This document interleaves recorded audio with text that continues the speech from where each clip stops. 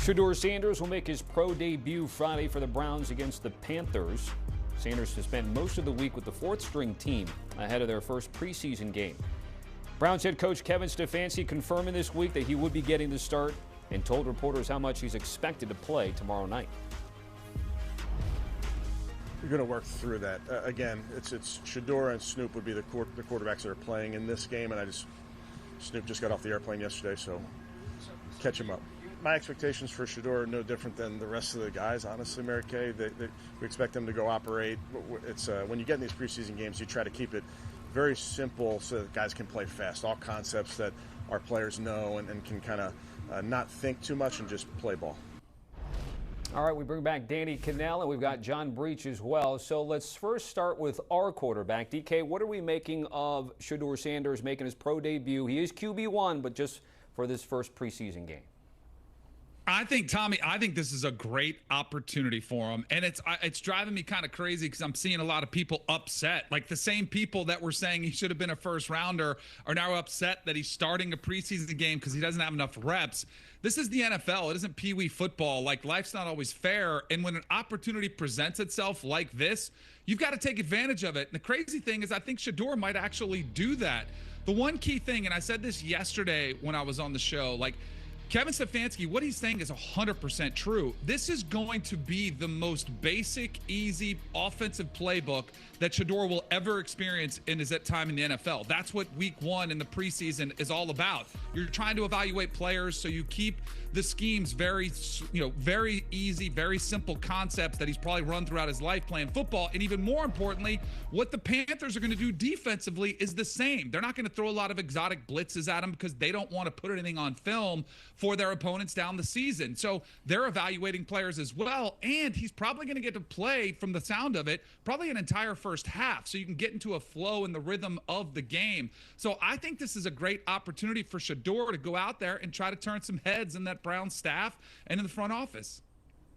It's interesting because you have this quarterback competition with four people, and if anyone's wondering where that competition is right now, we just heard Kevin Stefanski. It is Shedeur Sanders playing and a dude who just got off the airplane yesterday. That is where they are. So, yes, as Danny said, this is a huge opportunity for Shedeur Sanders. It doesn't matter how it happened. The reps don't matter. What matters is that it is going to happen. And I know that Danny just mentioned the Panthers defense is going to look pretty vanilla, but if there's one thing that maybe puts Sanders at a slight disadvantage is the fact that the Panthers are expected to play their starters on Friday night. Dave Canales has said their starters are going to be in there. The Browns are not going to be playing a lot of their starters. So you're going to look at Shedeur Sanders leading this second team or this third team against the Panthers starters, which obviously makes it much more challenging. But the bottom line is he is going to be on the football field. He is going to have a chance to prove that he deserves a shot at this starting job, and that's what it boils down to. It doesn't matter who you're throwing the ball to. It's can you get the ball to him? So I think that this is a big chance for Shedeur Sanders, and if he takes advantage of it, who knows what happens after this first week of the preseason. So taking advantage of an opportunity is one thing, but then there's a conversation about whether he can then go all the way to the top of the depth chart, right? And, of course, Deshaun Watson continues to be on the mend with an Achilles. So it's Joe Flacco, Kenny Pickett, Dillon Gabriel, and technically Shedeur Sanders. So, Dan, again, I'm going to come to you because you've been through many camps and you know how these things work, though. Like, what's truly a ceiling for Shedeur, barring any injury here? So I think Flacco is going to be the starter week one. I know there's been some trendy opinions about Kenny Pickett that maybe he was going to supplant him, but just traditionally, coaches are going to go with the guy that they kind of know the floor. Like, and with Flacco, I think the floor is not that far from the ceiling, unfortunately. Like, you know exactly what you're getting with a 40-year-old quarterback. Like, he's going to be able to manage the offense. He's not going to make a lot of boneheaded plays. You get some leadership and somebody who's comfortable learning the entire playbook, not just a little bit of it. But here's the good news. I don't know if Flacco is going to be the starter in the entire season, and Shedeur could position himself to beat out both Dillon Gabriel and Kenny Pickett if he does show some signs of promise in this preseason game. And if it becomes an extended period of time, then all of a sudden he could vault right into that position right behind Joe Flacco. I think that's the ceiling for the preseason for Shedeur, but that could be a great opportunity. That's why I think this team was actually, I know he didn't want to get drafted where he did, but it's as wide open a quarterback room as you've got in the NFL, where a lot of these teams have entrenched starters or guys that they've paid a ton of money to, and you've got an opportunity to potentially get that opportunity, that look in your rookie season as a 5th-round pick, I think that's pretty attractive for Shedeur. All right, let's get to some other changes here. We know Nick Chubb's no longer there in Cleveland. So, John, when we take a look at Quinshon Judkins, how much does his legal situation play a part in how that backfield is going to play out? Yeah, well, it's certainly interesting because the Browns were looking to revamp their running back room. We saw that they let Nick Chubb go, a franchise legend. And when you look at who they have, it's Jerome Ford. And the Browns were so desperate to kind of fix things, they went out and got 2 running backs. So it's not just Quinshon Judkins that in the 2nd round. They also got Dylan Sampson in the 4th round. So I think the Browns raised a lot of eyebrows around the league when they drafted 2 running backs in the first 4 rounds. And now somehow it has kind of worked out for them because Judkins hasn't been available due to his legal issues. And that's kind of allowed Dylan Sampson to step up here and really steal the show. He's had a pretty good training camp. He could go out there, and if he has an impressive preseason, he might be able to compete to be in that top running back spot, that top spot on the depth chart where Jerome Ford is right now. The Browns have been very patient with Jerome Ford. I think they would love it if he were able to kind of break through. He's shown some flashes, but he has had a little bit of trouble staying healthy. So it will be interesting to see how this plays out, but it feels like it is Jerome Ford and Dylan Sampson. And for now, both guys are playing okay. So I'm not sure the Judkins legal situation is hurting them too much, especially because the offense is just kind of a mess right now. So I'm not sure how much Judkins would help them at this stage.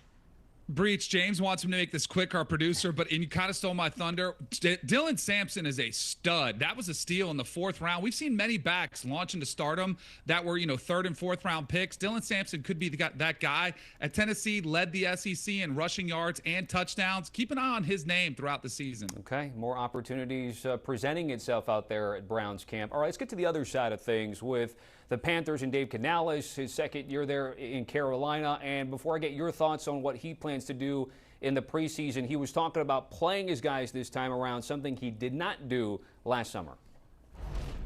I think a couple of series, my hope is if you get a good long first drive, we're done there. If it's a 3 and out on either side, I'd love to give them another shot. Somewhere in the, if I had a perfect number, it'd be probably 8 to 12 would be like my high hope for the group. And again, like we talked about, it starts the night before.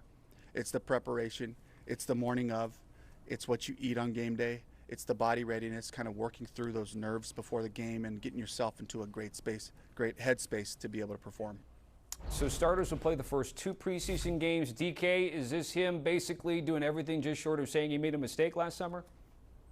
I think so. And I think it's, the NFL is a copycat league. I think this is becoming the trend. Like for a while it was, we're not going to play anybody. Our starters are going to rest. And, the Bengals are going to play Joe Burrow, who's in a completely different situation, obviously, than Bryce Young. But when you've got a young team that's trying to kind of find their way and turn this franchise around, I think this is the right move to make. There's always the fear of injury, but if you can go into the regular season potentially having an edge over your opponents because they did rest their teams, there is a ramp-up period, and a lot of times you see very sloppy play in the regular season in weeks 1 and 2 because that's when teams are kind of using their players to get into playing shape. And everything Coach Kanell has said there about the routine, what you eat before the game, how you show up to the stadium, those things kind of do matter. So if you can figure it out so you're fine-tuned and ready to go week 1, that could be an edge that helps them get off to a fast start that they desperately need as a franchise. All right, let's end with what the connections in Carolina people are hoping will be big. Bryce Young and Tet McMillan. Breech, what are we anticipating about that matchup and that relationship? Well, I think Danny talking here about why you play people in the preseason. And Tet McMillan, Bryce Young, this is a perfect example because you want these guys to build chemistry on the field. Yes, you can do that in training camp, but you do that much better when you're out playing full speed against another opponent. You're not playing against your own guys. And you also look at what the Panthers did offensively last season. It was not very much. They had the 3rd fewest passing yards in the NFL. So part of getting your starters out there is just getting them fired up and ready to go. So you want this team to firing on all cylinders in week 1. So I think that is what Tet McMillan and Bryce Young will be hoping for. All right, Breech, DK, certainly appreciated. Danny going to go over to HQ. Hopefully he doesn't catch any more strays over there. A reminder about the countdown to Sundays. 66th year of the NFL on CBS, more than 100 regular season games and more Sunday games than any other network.